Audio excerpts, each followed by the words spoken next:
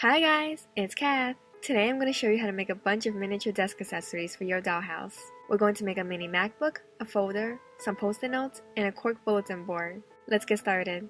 We'll make the mini folder first since that's the easiest. I grab a sheet of color paper and cut out a 1 3/4 by 1.5 inch rectangle. Now take the back of your X-Acto knife, so not the blade, and run it down the middle of the paper. This will create a crease. It's a bit hard to see here, but it just helps create a super crisp fold. Now on one of the long sides, create a crease 1/4 inch away from the end. This fold is where we can add little documents. Add a tiny drop of glue to the edges and close that up. Any piece of paper you add into the folder will now stay in place. Next, let's make some post-it notes. I take a real post-it note and fold it in half 4 times. Then clamp on a binder clip to secure it. Draw a straight line down the exposed paper and cut it off. Go slow here so you get a nice clean cut. Once that's done, add a drop of wood glue and spread it around. I chose wood glue because it dries really hard and keeps everything in place, but you can also use regular paper glue. Once that's dry, you can remove the binder clip. 1/4 inch away from the glued end, draw a straight line. Cut that out. Now you can just cut off the edges so you end up with 1/4 inch squares. From this sheet, we were able to make 2 pads. They're not sticky, but they're still a lot of fun. Look at how you can peel off individual sheets from the pad. Next, let's make a cork bulletin board. From a piece of chipboard, I cut out a 2 inch by 1.5 inch rectangle. Then I grab a roll of thin cork material. As usual, all the products I use are linked down below.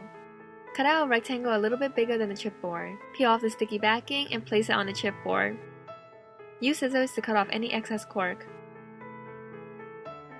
To create the frame, I grab a few wooden coffee stirrers. Line it up against the cork board and cut out that length. Then cut both ends of that stick at a 45-degree angle. Use some wood glue to attach it to the top of the cork. Do that to all 4 sides. You can stain or paint the frame whatever color you want, but I just chose to leave it natural.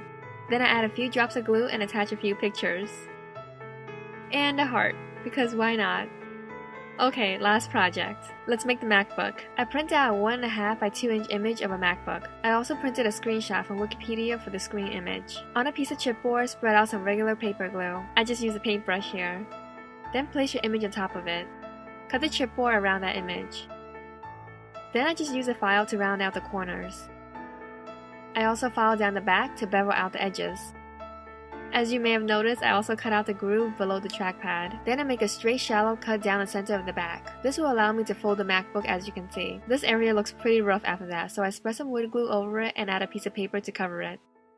Then I just use some metallic silver acrylic paint to cover the entire back and edges, and a little bit of the front. With the Wikipedia screenshot we printed, I simply mount it on some clear packing tape and cut off the excess. This will give the image a glossy effect. Add glue to the screen area of the laptop, spread it out with a paintbrush, and position the image in place. This part is optional, but I just went in with a thin felt tip black pen and outlined the screen area just to make it stand out a little bit more.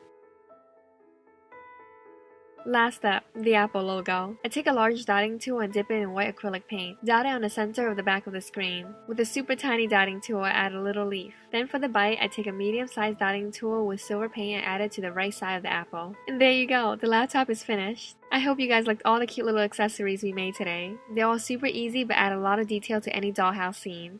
If you like this video, make sure to give it a thumbs up. Subscribe if you haven't already, and I'll see you next time. Bye!